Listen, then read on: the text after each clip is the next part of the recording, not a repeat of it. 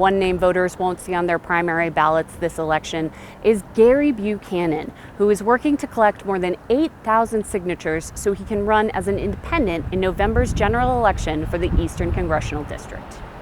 But more than anything, my career, whether it's in business or serving in the public area, I've been able to communicate and talk to both parties, and I can certainly talk now to the fastest growing part of Montana politics, which are independents. The majority of those independents, Buchanan said, are frustrated by the hyper-partisanship dominating politics in Montana and in Washington, D.C. Buchanan thinks his moderate views will resonate with Montana voters. I think the biggest obstacle is getting on the ballot. That's turning out to be, Republicans and Democrats in the legislature are not fond of independent candidates. And the paperwork and the kinds of things we have to do to collect signatures have turned out to be quite an obstacle. Buchanan's petition, with its 8,722 needed signatures, is due to local election offices by May 31st. With about a week left, Buchanan said his rough estimate puts him about 1,000 signatures away from his goal. In his public career, Buchanan has served about a half a dozen governors, including Republican Governor Mark Roscoe. Roscoe endorsed Buchanan alongside Democrat Dorothy Bradley, who opposed Roscoe in Montana's 1996 gubernatorial election.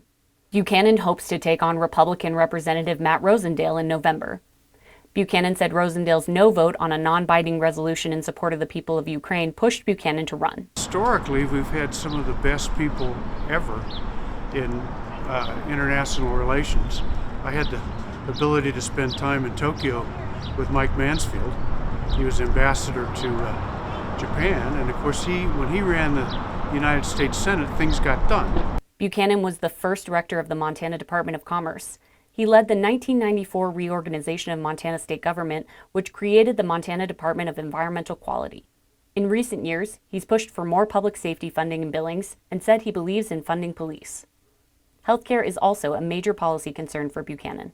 The hospitals are having trouble recruiting, and I think when doctors and healthcare professionals look at Montana right now after the last legislature, I think they're very concerned about coming here. Security has had to be increased at every hospital in the state, and I think the politics against healthcare have inflamed that activity, and healthcare would find a friend in Gary Buchanan. Buchanan's signature gatherers will work up to the deadline, he said.